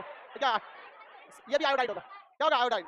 टाइपराइटर को ना कंफ्यूजन। 4 को है, एक में ऑक्सीजन 3 है, एक में ऑक्सीजन 2 है, एक में ऑक्सीजन 1 है, एक में ऑक्सीजन नहीं है, ऑक्सीजन नहीं है, सेम था, समझा कि नहीं? बिना 3 को 4 को नाम अलग अलग पर आयोडाइड, ये जोड़े तो आयोडेट। आइए आयोडाइड, हाइपो आयोडाइड, आयोडाइड। क्या हो गया? आयोडाइड। ठीक है, इससे पहले क्या था? ब्रोमीड वाला, पर bromide, bromate, bromide, hyper bromide, bromide बना सकते हैं, कोई दिक्कत? सेम चीज। सोडियम, कैल्शियम, कोई दिक्कत नहीं ना? पानी डाल दिए तो क्या बन जाएगा? CaSO4। इसमें जहां पानी डाले क्या बन जाएगा? जिप्सम। अब पानी हटा के एकदम तनी सा कर दिया, आधा प्लास्टर ऑफ पेरिस। जिप्सम सूखता है तो क्या बनता है? POP। देखते ना डॉक्टर जो होता है ना यहाँ पे। अरे धातु कौन है? M के क्लोराइड का फार्मूला MCl2 है। क्या है? MCl2। तो इसी धातु का, तो धातु के सल्फेट का सूत्र क्या होगा? क्लोराइड का फार्मूला है MCl2, यानी धातु कौन है? M। देखिए MCl2, Cl2 तो क्लोराइड के लिए है, तो ये धातु का MCl2 है, तो कह रहा है कि इसी धातु यानी इस M का सल्फेट के साथ फार्मूला क्या होगा? सबका सही है। 2, तो ब्रेकअप के टाइम m ले जाएगा 2 माइनस की प्लस प्लस, क्योंकि m क्या है धातु, तो प्लस 2 ले गया। और Cl कितना ले जाएगा 1, क्योंकि यहाँ कुछ नहीं है तो 1 माइनस, इसलिए माइनस लिखे हैं कि रिएक्शन में एक धातु एक और धातु होता है। तो जब धातु एक हो गया, धातु हो गया, अब ये हो गया ब्रेकअप से निकल गया बाहर। इसका भी हो गया था किससे, क्लोराइड से। अब इसका ब्रेकअप करा के क्वेश्चन करा, इसका सल्फेट बनाइए। क्या बनाइए, सल्फेट। तो हमको ये नहीं बनाना है, क्लोराइड नहीं बनाना है, क्लोराइड तो बना ही था। अब हमको सल्फेट बनाना है, SO4 -2। अब हमको इन दोनों के बीच में फार्मूला लिखना है, समझ गया क्या? पहले तोड़े हैं, इसका पता कर लिए m पर कितना है, और उसके बाद हमको पता करना है कि बनाना किससे। तो सल्फेट का फार्मूला SO4 -2, सल्फेट का SO4 कोई दिक्कत नहीं ना, SO4 ये बन धातु के फॉस्फेट का सूत्र क्या होगा, पहले आपको तोड़ के अलग करना पड़ेगा। PO4 -3 फॉस्फेट का होता है, PO4 -3 M3PO4 का होल्ट कितने 4, ये फॉस्फेट है, ये धातु है। इन दोनों को तोड़ेंगे तो धातु पे +2 है। हमको कैसे पता धातु पे +2 है, हमें नहीं पता था कि धातु का नाम ही नहीं लिखा है, लेकिन हमें इतना पता था कि सल्फेट पर -2 होता है, और यहाँ -2 नहीं लिखा है। इसका मतलब ये भी उतना ही बना लेकर आया था जितना कि धातु का था। तो इसका मतलब -2 इस पे पहले से रहता है, और यहाँ नहीं लिखा है, इसका मतलब इस पे +2 होगा, तभी नहीं लिखा है। दोनों का जब पावर बराबर हो जाता है ना, तभी नहीं लिखता है। तो हमको ये पता है कि इस पे -2 होता है, बावजूद इसके यहाँ नहीं लिखा है, इसका मतलब इसके पास भी उतना ही था। तो ये -2 तो ये कितना होगा, +2। इसे तोड़ेंगे तो m +2 SO4 -2 टूट गया। अब इसको लेके जाना हमको किसके पास, फॉस्फेट। तो फॉस्फेट का फार्मूला PO4 -3, PO4 अब हमें इन दोनों से रिएक्शन कराना है, आगे बढ़े। अपना बहना इसको देगा, अगर बहना बराबर तो लिखने की जरूरत नहीं, लेकिन यहाँ पर कितना 3, यहाँ पर 2, अब तो लिखना पड़ेगा। m के पास क्या लिखाएगा, m के पास इसका वाला पावर M3, अब PO4 इसका पावर इसके पास, लेकिन तो 42 हो जाएगा। परमाणु मिलके क्या बनते हैं, अणु, और उस पे पावर चल जाता है तो आयन, अकेले तो परमाणु, अकेले तो होता है हाइड्रोजन का भार 1 होता है। तो इसे हम कहेंगे एक हाइड्रोजन का क्या होता है, परमाणु भार, एटॉमिक वेट 1 होता है। लेकिन ये तो परमाणु नहीं रह गया, ये तो अणु हो गया, तो इसमें परमाणु भार तो निकलेगा नहीं, अणु भार निकलेगा। तो बताइए अणु भार कितना हो गया, अणु भार, परमाणु भार होता है 1, 2 ऐसा परमाणु है तो परमाणु भार 1, लेकिन 2 है ना, तो 1 × 2 कितना हो गया 2। मतलब हाइड्रोजन का परमाणु भार 1, लेकिन हाइड्रोजन का अणु भार 2, नहीं निकल जाएगा। और आयन से भार से मतलब नहीं है, क्योंकि आयन बनना ना बनना इनमें हम इलेक्ट्रॉन को कंसीडर भी नहीं करते। तो तुम प्लस हो 8, लगभग 8 का दुगना होता है परमाणु भार, कितना हो गया 16। तो बताइए परमाणु भार किसी को दिक्कत 16, लेकिन ये ऑक्सीजन का क्या है, अणु है, ऑक्सीजन का क्या है अणु, तो इसका भी भार कितना होता है 16। तो बताइए अणु भार कितना होगा, अणु भार कितना होगा, कितना हो गया, कोई दिक्कत। तो परमाणु भार और अणु भार अंतर होता है कि नहीं होता है, जैसे नाइट्रोजन परमाणु, इसका परमाणु क्रमांक 7, भार होता है 14। बताइए परमाणु भार 14 हो गया ऊपर, लेकिन N2 ये क्या हो गया, अणु, क्या हो गया अणु, तो इसका भी भार तो 14 होता है ना, परमाणु क्रमांक 7, भार 14। ये तो बस ये बता रहा है कि 2 है सब, इतना लिखेंगे तो गुजा पता जाएगा इतना। अणु भार, परमाणु का भार कितना है 14, तो अणु का भार 28। अब अणु भार निकाल सकते हैं, किसी को दिक्कत 28। अब अणु भार निकाल, जल तो पहली बार परमाणु है नहीं, क्या ये जल परमाणु है, नहीं, इसमें हाइड्रोजन के 2 परमाणु, ऑक्सीजन के 1 परमाणु, ये तो अणु है। जब कई अणु आके मिलते हैं तो फार्मूला बना लेते हैं, हम यौगिक बोलते हैं, क्या बोलते हैं, यौगिक। 16 गुणे 2 करेंगे ना, कई को देख रहा है सर ना कि सर बहुत बार ब्रैकेट लगा रहे हैं, क्या करें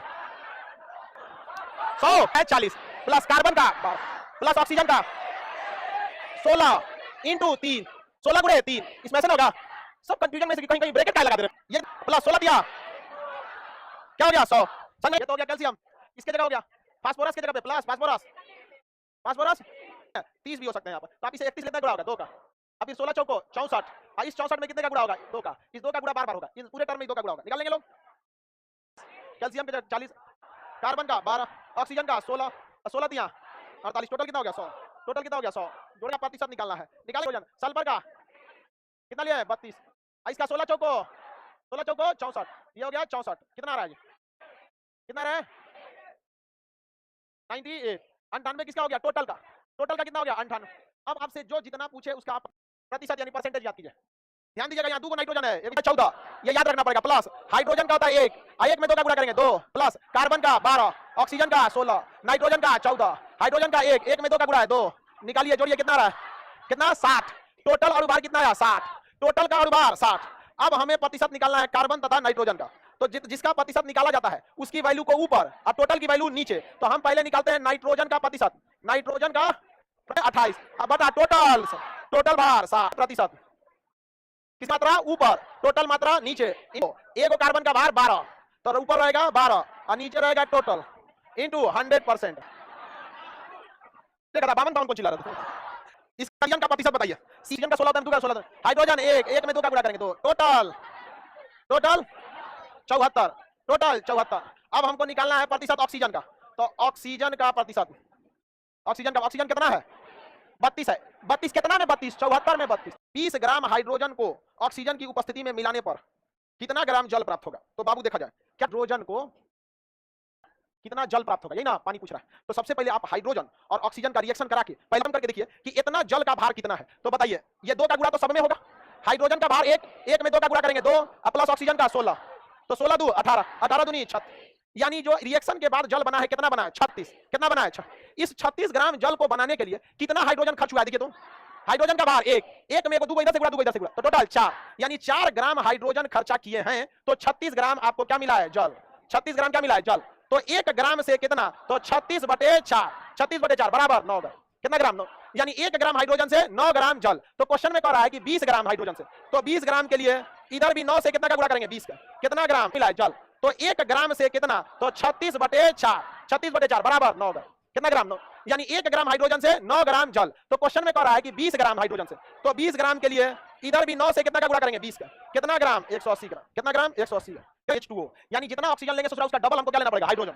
हमको पता है कि अगर हम हाइड्रोजन लेते हैं H2 प्लस O तो ये सिंपल H2O बन जाएगा, लेकिन ये डेरापुत कहेगा कि ना हम अकेले डर लग रहा है, तो इसको जैसे कहेगा हमको दुगना करो तभी हम क्या बनेंगे जल, तो इसको हम इधर से दुगना कर देंगे, समझा गया। तब इस रिएक्शन से क्या बनेगा 2 पानी बन जाएगा, 2H2O, कितना पानी बन गया 2, ये इधर इसको डर लगा तब इधर डर लगेगा नहीं। हाइड्रोजन इधर कितना था 4 गो, इधर भी 4, ऑक्सीजन 2, इधर भी 2। जब भी बड़ा अक्षर में संख्या लिखा जाए तो पूरे टर्म में वो गुणा करता है, और छोटी में जलाने पर ऑक्सीजन की उपस्थिति कितना मात्रा में गैस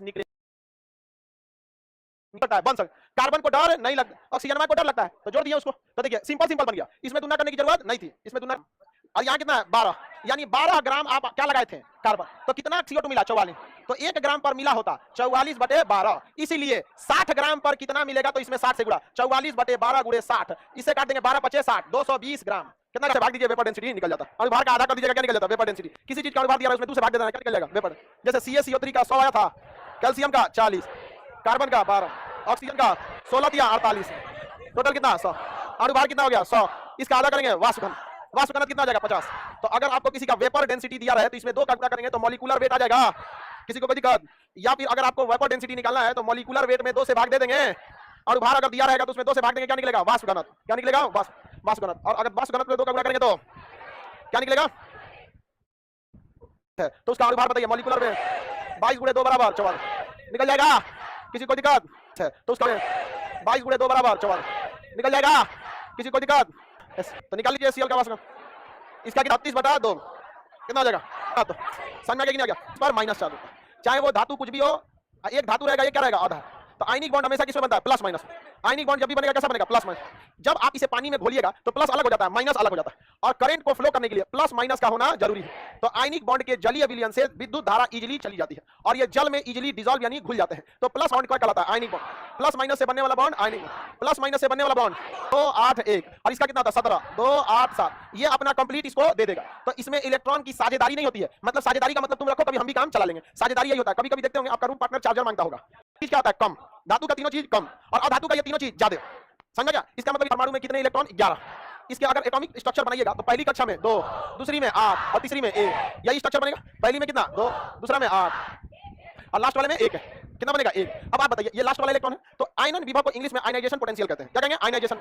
ये क्या होता है आयनन विभव, तो किसी भी परमाणु से इलेक्ट्रॉन निकालने में मेहनत लगता है। याद कीजिए आप बोरबरी का मॉडल, उसने कहा था कि कोई भी इलेक्ट्रॉन यदि खुद की कक्षा में है तो उसे कोई ऊर्जा की जरूरत नहीं है, लेकिन अपनी कक्षा को छोड़कर दूसरी कक्षा में जाएगा तो बाहर से ऊर्जा लेगा और तब अपने से उच्च कक्षा में जाए, यानी इलेक्ट्रॉन को अब देखिए इसको हम ऊर्जा देंगे तो ये इसमें आ सकता है, इसको उसमें ऊर्जा देंगे तो इसमें आएगा, इस दूसरे को ऊर्जा देंगे तो भाग जाएगा, क्या जाएगा भाग जाए। तो सबसे बाहरी कक्षा के इलेक्ट्रॉन को जब हम ऊर्जा दे देते हैं तो कक्षा को छोड़कर भाग जाए उसी क्या कहते हैं आयनन ऊर्जा या आयनन विभव, आयनन ऊर्जा या आयनन विभव। ये बताइए इस सोडियम जो धातु है इसके बाहरी कक्षा में कितना, जब कभी बाहरी कक्षा में 1 2 या 3 इलेक्ट्रॉन रहे, 1 2 या 3 इलेक्ट्रॉन रहे तो उनको वो खुद चाहते हैं भाग जाए, खुद चाहते हैं क्या करना भाग जाए, और भाग के क्या बना लेते हैं प्लस, क्योंकि धातु की पहचान है, पढ़ाए हुए हैं जी आपको नहीं पढ़ाए हैं, अतः इन्हें ज्यादा ऊर्जा की जरूरत नहीं है। तो इलेक्ट्रॉन बाहरी कक्षा का इलेक्ट्रॉन जितनी ऊर्जा को लेकर अपनी कक्षा को छोड़कर निकल जाता है, ऊर्जा की उसी मात्रा को हम आयनन विभव कहते हैं। आयनन विभव ऊर्जा की एक मात्रा है जिसे ग्रहण करके कोई भी बाह्यतम कक्षा का इलेक्ट्रॉन अपनी कक्षा को छोड़कर निकल जाता है। धातुओं का आयनन विभव उसी परमाणु को आयन बनाने के लिए, क्या बनाने के लिए आयन बनाने के लिए, अर्थात उसमें से इलेक्ट्रॉन को बाहर निकालने के लिए जो ऊर्जा की आवश्यकता होती है उसे क्या कहते हैं आयनन विभव। क्या धातुओं का आयनन विभव ज्यादा होता है, बहुत ही कम। बताइए किसी धातु के बाहरी कक्षा में इलेक्ट्रॉन की संख्या 1 है और किसी धातु के बाहरी कक्षा में इलेक्ट्रॉनों की संख्या 2 है,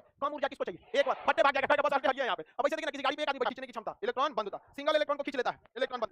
अगर कोई इलेक्ट्रॉन चक्कर पकड़ रहा है खींच लिया उसे क्या कहेंगे इलेक्ट्रॉन बंध। सिंगल इलेक्ट्रॉन खींचने की क्षमता इलेक्ट्रॉन बंध। आप बताइए धातु जो है उसे कब इलेक्ट्रॉन खींचेगा, देखा अपने बोझा को भगाने का। तो बताइए धातुओं का इलेक्ट्रॉन बंधुता ज्यादा की कम, खींच में नहीं करता। अब वही तरीके क्लोरीन में देखिए तो कहां गई, देखिए बताइए इस चट्टा को, क्योंकि एक इलेक्ट्रॉन को खींचने की क्षमता इलेक्ट्रॉन बंधुता क्या कहलाता है इलेक्ट्रॉन बंधुता। और क्लोरीन को चाहिए क्या को, और याद आता है तुरंत विद्युत ऋणात्मकता कम, समझ गए कि नहीं? तो यह तीनों चीजें कम होती हैं धातु में और यह तीनों चीजें ज्यादा होती है अधातु में।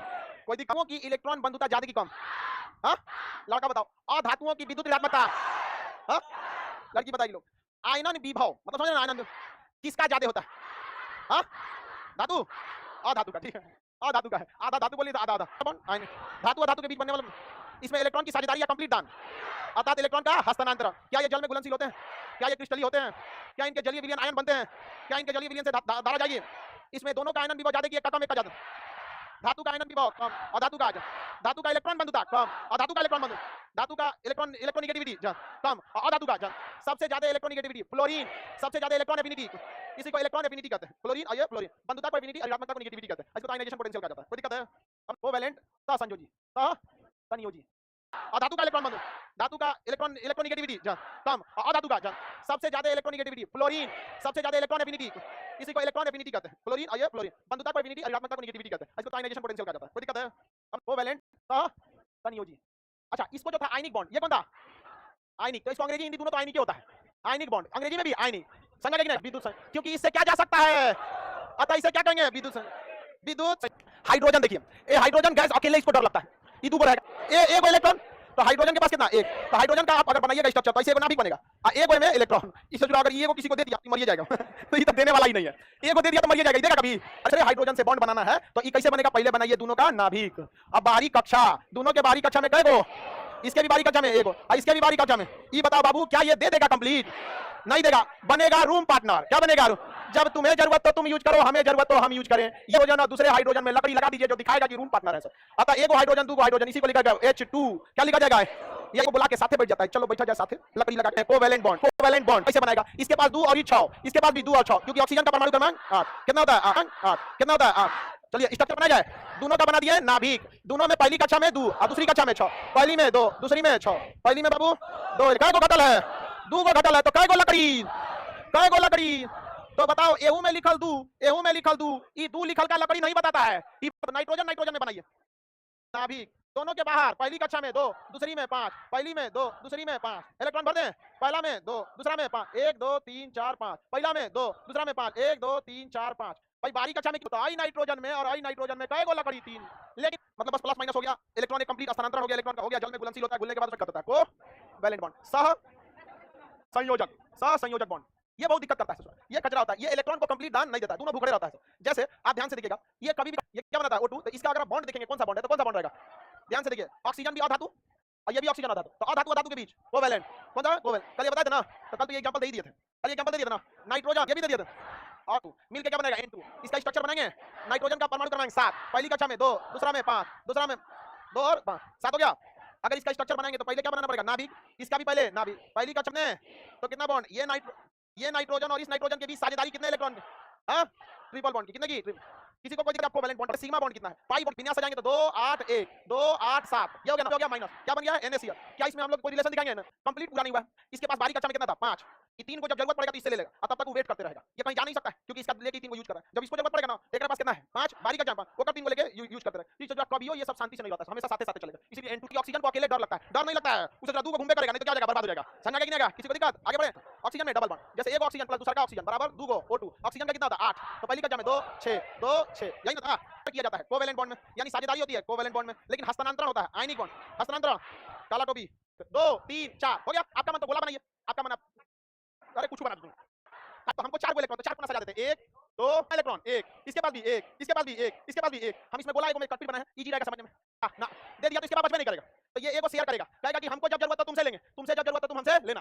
कार्बन को क्या चाहिए? ऐसा ही एग्रीमेंट इधर करेगा कि बाबू देख तोरा जब जरूरत रहेगा तो हमरा यूज करना, हमरा जरूरत रहेगा तो तुमसे इधर। तो चारों एग्रीमेंट हो गया, तो एग्रीमेंट हुआ है कितना इलेक्ट्रॉन का एग्रीमेंट? एक। तो एक चारों रेखा होगा तो सिंगल सिंगल बॉन्ड, किसी को कोई दिक्कत? अब बता बाबू, लोन पेयर पर चल, लोन पेयर दिख रहा है? कोई टुकुर टुकुर झांक रहा है? सब अपन अपन घोंसला में बैठल है, कोई लोन पेयर नहीं है, तो क्या एंगल कम होगा? नहीं, एंगल जितना निकालेंगे हाइब्रिडाइजेशन से उतना ही निकलेगा। वही लोन पेयर आता है तो कितना एंगल कम होगा? 2.5 डिग्री। एक लोन पेयर कितना डिग्री है? 2 रहेगा तो 5। खैर अभी आप लोग को एंगल पता ही नहीं है। लोन पेयर है क्या? डबल बॉन्ड बना है, तो टोटल सिग्मा कितना? 4, एगो सिग्मा एगो सिग्मा एगो एगो, total sigma 4, total sigma total carbon dioxide CO2। देखिए ध्यान से, तो दोनों साइड दूसरा में 6, तो हमको इससे मतलब है तो हम बाहर का इलेक्ट्रॉन रखेंगे 6 को, तो 2 2 4 2 6, इधर 6 हो गया, इसमें भी 6 2 2 4 2 6। समझ में नहीं आ गया? किसी को कोई दिक्कत नहीं ना? इसके क्या को चाहिए? 2, अरे इसको 2 को चाहिए, और इसको भी 2, काम बढ़िया जाएगा इसका। अच्छा कार्बन का परमाणु क्रमांक कितना होता है 6, पहली कक्षा में 2, दूसरी कक्षा में 6। क्या कोर इलेक्ट्रॉन भाग लेते हैं? यानी केवल मतलब हमको बैलेंस इलेक्ट्रॉन, तो हम केवल कितना सजाएंगे? बैलेंस 4। अब हमारे पास दिमाग लगाना है, हम एक एक भी सजा सकते हैं, लेकिन दो इधर भी रखेंगे, ज्यादा इजी कौन रहेगा? दो इधर समझ आ गया? तो बीच में रखते हैं कार्बन और इधर। अब चौकोर कोई मतलब नहीं, ये इलेक्ट्रॉन थोड़े जगह मार दिए, तो गोल मार दिए तो इलेक्ट्रॉन है, समझने के लिए बना है। अब देख बाबू, कार्बन को समझौता के लिए 4, कार्बन को शांति के लिए 4, ऑक्सीजन को 2, ऐसे ऐसे 2 इधर हो गया, इनका काम फरिया गया, लेकिन कार्बन नहीं फरिया, कहा कि हमको बस 2 चाहिए। ठीक है चाचा, हम तो हैं, आइए इधर 2 हमसे भी कर लीजिए, हो गया। तो बॉन्ड बनेगा कार्बन, 2 बॉन्ड इधर, 2 बॉन्ड इधर, बन गया lone pair total. 1 lone pair, 2 3 4, तो लोन पेयर सिग्मा बॉन्ड 2, ई दोनों में 1 सिग्मा, ई दोनों में 1 सिग्मा, तो सिग्मा बॉन्ड 2, और दूसरा का और तीसरा का पाई कहलाता, तो 1 पाई इधर, 1 पाई इधर, तो पाई बॉन्ड 2, लोन पेयर पाई भी निकला। बहुत खतरा है ये कोवैलेंट बॉन्ड। ये ऑक्सीजन का, दोनों में घींचा पानी तो होता ही होगा, इधर घींचा पानी होता होगा, ज्यादा घींच के कौन ले जाता होगा? और बता, तब समझ में आता है ये का पावर ज्यादा, ये का पावर कम। ये तो दोनों ऑक्सीजन है, घींच पाएगा, दोनों क्या है? बराबर। तो किनारे के भाग को हम पोल कहते हैं, जैसे पृथ्वी है ना, ये नॉर्थ पोल, ये साउथ पोल, किनारे के भाग को पोल कहते हैं। तो कार्बन क्या इस पोल की ओर जाएगा कि इस पोल की ओर जाएगा कि बीच में रहेगा? वैसे बता दिया, बराबर। तो इस पोल जब दोनों सेम रहता है तो नॉन पोलर, दोनों सेम रहेगा तो पोल पे जाएगा नहीं, नॉन पोलर। अच्छा हम देखते हैं आप बता सकते हैं कि नहीं, ये बताइए, ये पोलर की नॉन पोलर? ये तो चारों से खींचा है सब, चारों से हाइड्रोजन ने खींचा है, तो कोई जीतेगा नहीं। जब सेम है तो कहीं से शक्ति ज्यादा और कम का सवाल ही पैदा नहीं होता, बराबर हो जाएगा। तो पोलर की नॉन पोलर निकालेंगे लोग, बॉन्ड इसमें तो टेंशन है। क्लोरीन भी है गैस है, अब बताइए इसमें हम कैसे बनाएंगे? हाइड्रोजन और इधर क्लोरीन। बताइए क्लोरीन का परमाणु क्रमांक कितना होता है? 7, 2 8 7। क्या हम इसे कोर इलेक्ट्रॉन से मतलब है? बस बारी कक्षा में कितना रखेंगे? 7, कितना रखेंगे? 7। और हाइड्रोजन के पास 1, तो बाबू देखो इधर की कौन पूछ रही थी इधर से, और आंसर में गई लो HCl, क्या हो गया? HCl, कितना बॉन्ड? सिंगल बॉन्ड, कितना bond? Lone pair 1 2 3, lone pair 3, pi sigma bond, pi bond sigma 1 पाई 0, पाई बॉन्ड। पोलर है, कौन है? पोलर। अच्छा पोलर है तो ये बताइए कि जो साझेदारी का इलेक्ट्रॉन है इस पर ज्यादा अधिकार हाइड्रोजन दिखा पाएगा कि क्लोरीन? क्लोरीन के साइड इधर है क्लोरीन, तो इसको ऐसा लिखता है आंशिक पोलर, मतलब इलेक्ट्रॉन को खींच रहा है तो माइनस है, तो डेल्टा माइनस। आइए आंशिक रूप से इलेक्ट्रॉन को दे रहा है कि चल भाई तुम ही ज्यादा यूज करना, तो डेल्टा प्लस, और कंप्लीट दे देता तो प्लस, और कंप्लीट ले लेता तो माइनस। लेकिन आंशिक रूप से लिया कि हम दमदार हैं। दोनों में आयनिक होता है, आयनिक बॉन्ड, कोवैलेंट बॉन्ड, सहसंयोजक बॉन्ड। बता दिया ना, आयनिक बॉन्ड में झमेला उतना नहीं होता है। इसका जो मेन झमेला सब किसमें क्या मिल सकता है? डबल मिल सकता है, नहीं तो ट्रिपल मिलेगा, एक तो ये मिलेगा। दूसरा इसमें झमेला लोन पेयर का, किसका होगा? लोन पेयर का झमेला होगा। और उसके बाद क्या होगा? सॉरी यहीं पे लिखना पड़ेगा, सिंगल बॉन्ड को सिग्मा और डबल और ट्रिपल को, और बच गया तो लोन पेयर। लोन पेयर के अलावा एक और चीज आता है, पोलर है कि नॉन पोलर? पोलर या नॉन पोलर, पोलर या नॉन पोलर, पोलर या नॉन पोलर। अगर साइड में खींचा गया तो पोलर, और नहीं खींचा तो नॉन पोलर नहीं हो पाएगा, पोलर नहीं होगा। चारों ओर से क्या करेगा? खींच देगा। क्या करेगा? इस टाइप का स्ट्रक्चर बनेगा CH4। अगर कार्बन रहेगा इस इधर ऑक्सीजन रहेगा, ऑक्सीजन डबल बॉन्ड बनाता है इसके साथ, तो ये क्या हो जाएगा? नच में इधर हाइड्रोजन, सिंगल बॉन्ड होगा, क्योंकि इसकी खींचने की क्षमता ज्यादा है इसलिए खींच लेगा। क्या करेगा? खींच लेगा। तो ये क्या हो जाता है? पोलर। तो 3 चीजों पर डिपेंड करता है, एक स्ट्रक्चर के हिसाब से आपको लगेगा नॉन पोलर, लेकिन भाई पावर भी तो होना चाहिए। जैसे हमको एक छोटा लड़का इधर से खींचे, एक इधर से खींचे, तो लगेगा कि हम नॉन पोलर होंगे। बाकी दोनों को टांग लाएंगे इधर आओ जो जाते हैं यहाँ पे, तो कोई जरूरी नहीं कि दिखने में लगे, पावर भी चेक करना होता है। तो क्योंकि जितने अक्रिय मतलब जितने नॉन मेटल होते हैं उनमें खींचने की क्षमता ज्यादा होती है, क्योंकि वो नेगेटिवली चार्ज होते हैं। पढ़ाया था ना इलेक्ट्रोनेगेटिविटी डबल बॉन्ड खींचने के, समझ रहा है ना? ऐसा नहीं कि केवल दिखने में ही लग जाएगा, समझ रहा है ना? अब पता चला 2 को एकदम हैवी दोनों से पकड़ लिया, समझ रहा है क्या? आपके सिलेबस के बाहर का चीज है ये सब। हाइड्रोजन है और ये सब कौन है? कार्बन। क्या है? कार्बन। एक गैप करके इसमें डबल बॉन्ड होता है। सिग्मा गिनिएगा 1 2 3 4 5 6 7 8 9 10 11 12, सिग्मा कितना? 12। पाई गिनिए 1 2 3, सिग्मा 12, पाई बॉन्ड 3। समझ में गिनिएगा, ये बड़ी झमेला रहता है, समझ में आ रहा है? किसी को दिक्कत? आगे बढ़े। CH4 में सिग्मा पाई बताइए कितना, कैसे स्ट्रक्चर बनेगा इसका? सिग्मा कितना? पाई। समझ में गिनिएगा? आप नीट या जेईई का एग्जाम दीजिएगा तो उसमें बड़ा लंबा पूछता है, उसका एक फार्मूला होता है, number of molecule -1 equal to sigma bond. समझ में गिनिए? इसमें कार्बन क्या है? 1, CH4 में carbon I don't know 4 4 1 5, number of molecule 5 -1 कितना हो गया? 4। निकल गया आपका कौन सा? Sigma bond. दोनों चीज में निकाल दीजिएगा। नंबर ऑफ मॉलिक्यूल एलिमेंट कितने हो गए? मतलब हाइड्रोजन 2, ऑक्सीजन 1, कितना हो गया? 3 -1 कितना? Sigma bond 2। निकाल के देखेंगे कितना आएगा? 2 ही आएगा। यहां तो गड़बड़ा जाएगा, सिग्मा बॉन्ड 2 निकालेंगे। हां कितना आएगा? 6। निकाल के चेक किया जाए, एक को क्रॉस चेक कर ले, क्या पता गड़बड़ा जाए। हाइड्रोजन वो फार्मूला जो बनाए थे वो बनने में दिक्कत, ऐसा थोड़ी होता है मुंह जबानी बोल देंगे तो बन जाएगा, नहीं ना होनेगा भाई, उसमें तो बैलेंस भी करना पड़ता है। ये अल्केन का आ जाता है एथेन, कितना हो गया? C6H6 सिग्मा 1 2 3 4 5 6 7, सिग्मा बॉन्ड निकाल सकते हैं, ऐसे भी निकाले 6 2 8 -1 7। आप लोग का एग्जाम में इतना अंदर से कुछ भी नहीं करता है, आप तो स्ट्रक्चर में 8 एक में था। इसके बाहरी कक्षा में इलेक्ट्रॉनों की संख्या 1, सोडियम के बाहरी कक्षा में 1, अभी हमको बैलेंस इलेक्ट्रॉन से ही मतलब है, तो सोडियम के बाहरी कक्षा में 1, और ये एक ऐसा है जो एक दान देने वाला है। ये क्या करेगा? दान देगा, किसी से समझौता करने वाला नहीं है भाई। ऑक्सीजन का देखेंगे तो 2 और 6, 2 और 6, बाहरी कक्षा में कितने इलेक्ट्रॉन? 6, बाहरी कक्षा में 6, तो ऑक्सीजन के बाहरी कक्षा में 6, 1 2 3 4 5 6, बाहरी कक्षा में 6। इसे जो किसी को दान देने वाला नहीं है, ये दान देने वाला नहीं है, इसको बाहरी कक्षा में 8 पूरा करना है, ये कैसे करके पूरा करेगा, लेकिन दान देने वाला नहीं है। कुछ दिख रहा है आपको? सोडियम का भाई थोड़ा 2 को घटा लेना, कम से कम एक हमरा ले ले, एक ले ले ताकि हम क्या हो जाए? शांत हो जाए। अब एक तो ये दे ही सकता है ना, एक का घट जाएगा, एक आइए कंप्लीट शांत हो जाएगा। समझ में गया? तो यहाँ और यहाँ में कौन सा बॉन्ड हो जाएगा? Ionic bond. यहाँ में आयनिक, लेकिन ये तो शांत हो गया आयनिक बॉन्ड बना के। ये अभी चक्कर पकड़ कर कितना घटा ले? एक बताइए हाइड्रोजन के पास कितना होता है? एक। हाइड्रोजन के पास एक। तो आप बताइए हाइड्रोजन अपना एक इसको दे देगा? ना देने वाला है। कहेगा ये को बच ले, दे देंगे तो मर जाएंगे हम यहाँ पे। तो यहाँ से यहाँ पर covalent, covalent bond, single covalent bond. और यहाँ बोलिए यहाँ पर आयनिक, ये कौन सा है? आयनिक है। कौन सा है? आयनिक। तो NaOH में आयनिक और कोवैलेंट दोनों है, आयनिक और कोवैलेंट दोनों। तो बताइए क्या ये आयनिक बॉन्ड जो होता है सबसे सिंपल बॉन्ड होता है? अगर आप बताइए आपको सबसे सिंपल कौन सा बॉन्ड लगा? सबसे सिंपल झमेला ही नहीं है ना आयनिक बॉन्ड में। क्रमांक 6 होता है, पहली कक्षा में 2, दूसरी कक्षा में 6, 4, दूसरी कक्षा में 4। और इलेक्ट्रॉन इसका कितना होता है? 1। अब चूंकि इसमें 4 का क्या है? गुणा है। इसका 4 में क्या है? गुणा है। तो ये आपको सिंपल सा समझ में आता है कि इसके वैलेंस इलेक्ट्रॉनों की संख्या कितनी है? 4 है। और आपको पता है कि इसे हमको क्या दे देना? हाइड्रोजन दे देना। तो हाइड्रोजन अपना कंप्लीट तो देगा नहीं, बल्कि हाइड्रोजन क्या करेगा? साझेदारी करेगा। हाइड्रोजन क्या करेगा? ये इलेक्ट्रॉन इसका हुआ, समझ गए कि नहीं? दोनों मिलकर काम चला तो दिक्कत नहीं है, क्योंकि हाइड्रोजन का भी परमाणु क्रमांक 1 इलेक्ट्रॉन होता है, 3 को का गुणा है, तो कोई दिक्कत ही नहीं है। साफ दिख रहा है, यहाँ पे साफ दिख रहा है ना? ये 3 3 क्या कर लेगा? साझेदारी कर लेगा। बना के भी चेक कर लेते हैं। नाइट्रोजन की बारी कक्षा में तो क्या, और नाइट्रोजन कितना, हाइड्रोजन कितना है? 3। हाइड्रोजन की बारी कक्षा में 1, हाइड्रोजन की बारी कक्षा में 1। तो बताइए ये दांत का साझेदार पार्टनरशिप हो गया कि नहीं हो गया? एक बच गया लोन पेयर, क्या बच गया? लोन। यहाँ कोई दिक्कत नहीं है, यहाँ तक कोई आयनिक होने वाला नहीं। तो इसे कहते हैं special category of covalent bond. Covalent bond की क्या कैटेगरी है? स्पेशल। समझ गए कि नहीं? चलिए 2 3 4 5 हाइड्रोजन की बारी कक्षा में 1 कितना? 1। किसी को दिक्कत? हाइड्रोजन की बारी कक्षा में 1, तो इधर भी 1, इधर भी 1, इधर भी 1 और इधरो 1। ले सकते हो, यही आके नौटंकी कर लिया कि नहीं? ये बन पाएगा बाबू? इसका नहीं बना अभी। ये कर लिया, इसका काम बन गया, ये इसका काम बन गया। यहाँ तक तो स्टेबल है। ये सोचना छोटा का चलाया है। अगर ये मर जाए ठीक रहेगा कि नहीं रहेगा? तो आदमी कभी कभी मनाता है कि फलानिया मर जाए, नहीं समझा? तो हम तुम अपना वाला जो है ये हटा दो, अपना वाला हटा दो। कहेगा हटेगा कैसे? मर जाएंगे हम यहाँ पे, हटा देंगे तो मर जाएंगे। ठीक है कि तुम टेंशन मत ले, तुम इसको हटा ले। जैसे तुम हटाएगा, तुम्हारी बाहरी कक्षा में 1 था, तुमको 2 करना था। तुमको क्या करना था? 2। तुम्हारा 2 के चक्कर में हम अशांत हो जाएंगे। तुम इसको क्या कर दे? फेंक दे, बदले में हमारा 2 से साझेदारी कर ले। नहीं समझ में आया भाई? ये 2 से तो साझेदारी कर दे। तो ये जो होता है ना, ये साझेदारी समझिए, ये एक स्पेशल केस होता है। इस स्पेशल केस में जब कभी भी वैलेंसी से एक्स्ट्रा इलेक्ट्रॉन अवेलेबल हो जाए, वैलेंसी से एक्स्ट्रा, तो ये एक स्पेशल टाइप की साझेदारी होती है, जिसमें कहा जाता है कि तुम अपना हाइड्रो एटम को, इलेक्ट्रॉन को हटा दो। अब मेरे वाले से साझेदारी कर लो। क्या कर लो? साझेदारी। अब भाई दिक्कत हो जाएगा, साझेदारी करेगा तो उधर तो साझेदारी करने के लिए कोई है नहीं है, क्योंकि ये को था, उसको उस पे चढ़ा के मैंने हटा दिया। वहां पे क्या कर दिया? हटा दिया। वहां पे क्या कर दिया? हटा दिया। कहा कि तुम अपने खोपड़िया पर रखो। यहाँ क्या कर ले? साझेदारी। तो यह एक ऐसी साझेदारी है कि जिसमें एक व्यक्ति साझेदारी करना है अपने 2 इलेक्ट्रॉनों के साथ, और उधर ससुरा के पास कुछ नहीं है, भिखमंगा है। तो ऐसे को डिनोट करने के लिए भिखमंगा कौन? हाइड्रो। तो उसको ऐसे तीर दिखा देता है भिखमंगा है। समझ गए कि नहीं? तो भिखमंगा की ओर क्या कर दिया जाता है? तीर दिखा। ये भी वैलेंसी से ज्यादा दिखने लगे ना तो थमा दीजिएगा स्पेशल केस। समझ गए कि नहीं? जब भी ज्यादा हो जाएगा तो साझेदारी रहेगी, लेकिन कहा जाएगा कि बस तुम ही यूज करना, अपना वाला हमको यूज करने के लिए मत लाना। ऐसा नाइट्रोजन क्यों कहेगा? क्योंकि ये बना के देखते हैं आपको पहले से ध्यान से। देखिए बाबू, नाइट्रोजन की बारी कक्षा में 2 इंटू 5, यानी बारी कक्षा में 5, बारी कक्षा में 5, तो ये हो गया नाइट्रोजन का 2 5। इसका क्या होता है? 2 6, 2 और 6। समझ गया कि नहीं? बना जाए नाइट्रोजन क्या को साइड साइड में, साइड साइड में नाइट्रोजन। किसी को दिक्कत? बाद नाइट्रोजन की बारी कक्षा में 5, नाइट्रोजन की बारी कक्षा में 5, 1 2 तो 4 1 5 5। इसके बारी कक्षा में कितना हो गया? 6 2 तो 4 5 1 6। समझ आ रहा है कि नहीं आ रहा? किसी को दिक्कत? N2O नहीं होगा नाइट्रोजन को। तो बैलेंस किसे करना है? नाइट्रोजन। केवल एक को बैलेंस नहीं कर सकते। आपके मटेरियल में ना C2O लिख दिया है। होना क्या चाहिए? ऑक्सीजन से इस टाइप का स्ट्रक्चर नहीं लेगा। हम लोग को लग रहा था कि इस स्ट्रक्चर पे बैठ जाएगा, लेकिन नहीं बैठेगा। देखिए हमारी मजबूरी है कि हमारे पास नाइट्रोजन और ऑक्सीजन ही है। अब क्या किया जाए? तो थोड़ा आगे पीछे इसको करके चेक करते हैं। थोड़ा आगे पीछे 2 3 4 5 हो गया। ऑक्सीजन की बारी कक्षा में 6, बगलो ऑक्सीजन की बारी कक्षा में 2 2 4 2 6 हो गया। अब एक काम करते हैं, उलट जाओगे तुम भी। 3 नाइट्रोजन की कितनी जरूरत है? 3। और इस नाइट्रोजन को भी अब बताइए ट्रिपल बॉन्ड बना लेगा? बना लेगा कि नहीं बना लेगा? तो 3 3 इलेक्ट्रॉन की साझेदारी कर लिया, नहीं कर लिया? ये नाइट्रोजन शांत हो गया और ये शांत हो गया। कितना बॉन्ड बना के? 3। कैसे पता? 3 3 3 इलेक्ट्रॉनों की क्या हुई है? साझेदारी।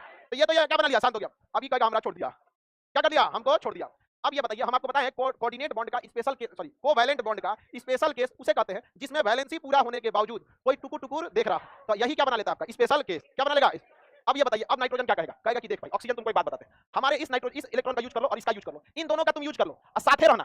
कोवैलेंट का शर्त बाबू, कोवैलेंट का शर्त ये है कि साथ रहना और दोनों यूज करेंगे। लेकिन ये साथ रखेगा, लेकिन ऑक्सीजन को कहेगा कि तुम ही मेरे इन दोनों का यूज करना, और जब यूज खत्म हो तो लौटा देना। एहसान मत मानना मेरा कि तू हो लौटा दे, ससुरा हमारी इधर से क्या हो चुका है? पूरा हो चुका है। तो यही तो स्पेशल केस का शर्त है। शर्त यह है कि जब कभी भी कोवैलेंट बॉन्ड बन जाए, वैलेंसी पूरी हो जाए, बावजूद इसके कोई इलेक्ट्रॉन, कोई ऐसा तत्व क्या हो जाए, बच जाए, तो उस पर ये क्या करता है? एहसान करता है, साझेदारी नहीं करता है, एहसान। तो इन 2 इलेक्ट्रॉनों का यूज कौन करेगा? क्या ऑक्सीजन के इलेक्ट्रॉन का यूज करेगा? यानी यूज किस दिशा से होगा? बस एक दिशा से होगा, एक दिशा से। क्या इस डायरेक्शन से होगा यूज? नहीं। पता यहाँ कौन सा बॉन्ड बनेगा? Triple bond. तो ये नाइट्रोजन और नाइट्रोजन में ट्रिपल बॉन्ड, और यहाँ तीर देंगे कि सिंगल बॉन्ड देंगे? अब सिंगल बॉन्ड तो देने वाले नहीं, यहाँ पे वरना दोनों यूज करने लगेगा। अब सिंगल बॉन्ड तो बनता भी नहीं, क्योंकि 2 इलेक्ट्रॉन का हुआ तो डबल बॉन्ड बनता। लेकिन हमको मतलब ही नहीं है कि भाई तुम ले जाओ, अपना यूज करने के लिए मत दे देना। समझा कि नहीं? गया समझा? दान कोवैलेंट बॉन्ड साझेदारी। और ये क्या किया जाता है? एहसान कर दिया जाता है कि तुम ही बस यूज करना, हम यूज नहीं करें। ये स्पेशल शेयर है जिसमें केवल उपभोग एक करेगा, दूसरा नहीं। तो इस स्पेशल केस को कहा जाता है कोऑर्डिनेट बॉन्ड। कौन सा? कोऑर्डिनेट। उसे क्या कहेंगे? कोवैलेंट। ऐसे coordinate, coordinate bond, coordinate bond, coordinate bond. ये special case of covalent bond, not कोई तीन टाइप का अलग से बॉन्ड नहीं होता। समझा कि नहीं? तो बताइए कोऑर्डिनेट बॉन्ड अलग है, बल्कि कोवैलेंट का क्या है? Special case. कोवैलेंट बॉन्ड का क्या है? स्पेशल। अलग हेडिंग डालते तो आपको लगता है कि बाप रे नया कुछ पढ़ रहा है। समझा कि नहीं? नया पढ़ने नहीं किया, वही क्या है? स्पेशल। हम लोग यही है स्पेशल, है कोवैलेंट बॉन्ड का स्पेशल केस कोऑर्डिनेट। अच्छा हम ऐसा क्यों कर रहे हैं स्पेशल केस? बात समझिए, कोऑर्डिनेट बॉन्ड बना, इसका मतलब कि उससे पहले कोवैलेंट बॉन्ड बन चुका है। तो कोऑर्डिनेट बॉन्ड कोई अलग बॉन्ड है, बल्कि किसका रूप है? किसका है? कोवैलेंट का ही रूप है। इसका बस एक सिंपल सा तरीका है, जब भी जरूरत से ज्यादा हो जाए तो स्पेशल NOF3 जरूरत से अगर ज्यादा होगा तो क्या हो जाएगा, स्पेशल केस हो जाएगा। तो NOF3 में देखिए नाइट्रोजन को कितना चाहिए 3, 5 को होता है ना, चाहिए कितना 3, कितना चाहिए 3, आइए 3 इससे 3 बना लेगा, नहीं बना लेगा, आ गया एक्स्ट्रा, कौन सा बॉन्ड हो जाएगा, स्पेशल केस। अरे कुछ अलग से स्पेशल, बाबू देखो नाइट्रोजन का परमाणु क्रमांक कितना होता है 7, कितना होता है 7, पहली कक्षा में 2, दूसरी में 5, चाहिए कितना 3, चाहिए कितना 3, 3 चाहिए तो क्या मिल जाएगा 8, और आपको पता है NOF3 इसको चाहिए कितना 3, ये 3 3 से बना लेगा, ये कंप्लीट तो देने वाला नहीं है, कंप्लीट नहीं देगा, क्या करेगा साझेदारी, क्या करेगा साझेदारी करेगा, बीच में ऑक्सीजन टुकु टुकु देखेगा, और ऑक्सीजन से दोस्ती करके कोई फायदा भी नहीं है क्योंकि ऑक्सीजन संयुक्त कितने से करेगा 2, ऐसा चाहिए कितना। तो ऐसा नहीं है कि आप कोऑर्डिनेट